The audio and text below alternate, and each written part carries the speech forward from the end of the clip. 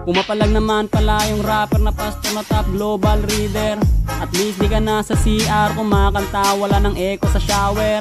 Kahit pa paano ay hindi na masyadong nagtutunog misa. Kaso nga lang katunog mo pa rin yung mga tito kong lasing pag kumanta.